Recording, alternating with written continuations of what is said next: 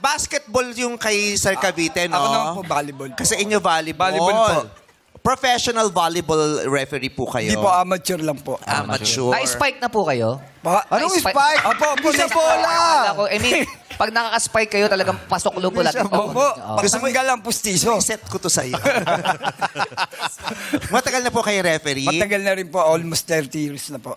Varsity din po kayo ng kabataan ninyo? Opo, sa UE. UE. naman, oh. Lumaban po kayo ng UAAP? Hindi po, muntik na. Muntik lang. Muntik na. Nagsara yung gate. Umabot. Reserve lang po ako, reserve. Yung naka-line up siya pero nagsara yung gate. Tapos, Opo. ayun, default yung laro nila.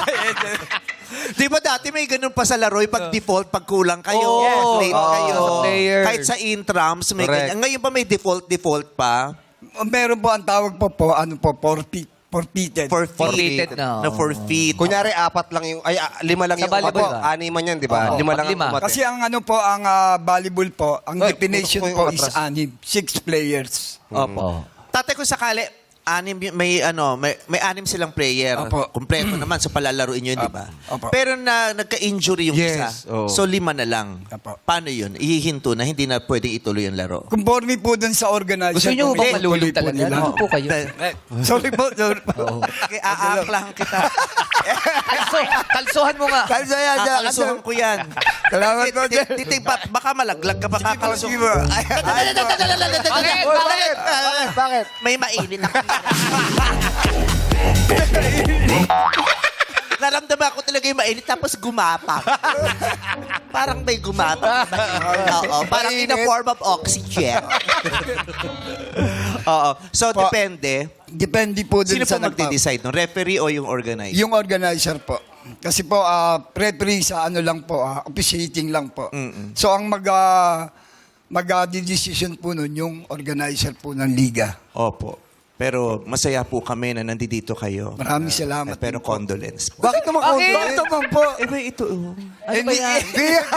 Hindi yan. Tinakpan lang. Kung makita yung ano, yung... Tinakpan may ano logo. Sa pamilya namin, nagka-condolence. Pinipili na ganun. Pero maliit lang yun. Ano ba tinakpan mo? May pangalan pa ng anong politiko dyan, kaya tinakpan na. Sa probinsya. Hindi po. Taray ng showtime. Kita ito talaga yung ginagamit ito pang takip, no? Electric tape ba to? Opo. Ang galing-galing. Oo. Meeting-meeting Uso kayo. yan. Ang galing. Diyos ko na condolence tuloy. Butik pa. Dahil sa ginawa niyo yan, mamaya magpo-post sa Facebook ng kandila. Umanda. Okay. Matagal na po kayo referee? Opo. Masaya naman po kayo sa trabaho. Masaya naman po. Bukod sa kita, ano po ang kasiyahan ng pagre-referee sa volleyball? Sa amin po bilang mga referee ng volleyball, napakasarap po pakinggan na sasabihin po ng player o ng audience, nice ko, rep. Yun po. Yun po yung pinakamasaya sa amin. Hindi po matutumbasan ng pera. The most important Kukunin ko to. Bakit? Salamat Kasi po. nice call rep, tapos di ko babayaran. Yun lang ang Hindi bakit, no? matutumbasan Yun lang ng po yung pera. voucher. Pero ano po yan, sir? Yan po talaga yung pinakatrabaho nyo? Meron din po, nag-ano rin po ako, nagtitinda rin po ako dati ng taho nung kapag wala po akong referee. Pag wala kayo, pag di kayo nagre-referee. Opo. Saan kayo mas malaking kumikita? Sa pagtataho o sa pagre-referee? Sa pagre-referee po kasi almost minsan nakakalimang game po. Sa taho po hanggang 700, 500 lang. Kaya po, Per game, magkano po bang binabayad sa inyo if you don't 500 mind? po. 500, so 2.5 Ilang- yun. Oo, 2.5, malaki din. Kamusta po yung... Saan nyo ginugol yung mga kinita nyo sa Sa pagbabalibol? pag-aaral po ng aking mga anak. Kasi si Cavite, ang daming napatapos. May apo na raw eh. Di ba? 4. Pero hindi mo kailangang isa-isahin.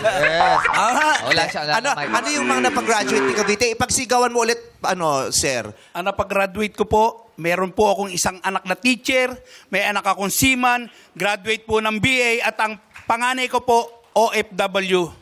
Sa larangan po ng pagre-referee, napag-graduate ko po Okay. ang aking 4 na anak. Congratulations! Kayo po.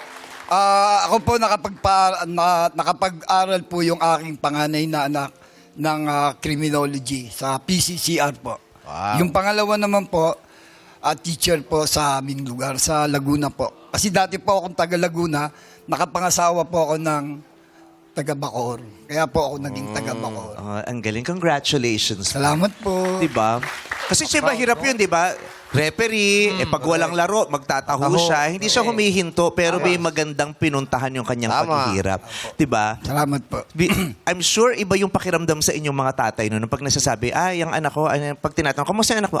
Napagtapos ko na siya ng ganyan. Sa ganito na siya nagtatrabaho. Diba? Ang sarap na pagsigawan. Yes. Ano yun eh, success yun eh. Success yung bilang ama, bilang padre de pamilya, yung mapag-aral mo, mapagtapos mo yung mga anak mo. Nagawa mo yung tungkulin mo bilang isang Yes. Yung anak ko, napag-graduate ko yung sa UP, tapos naging abogado, tapos naging congressman. Ayun, corrupt na siya ngayon.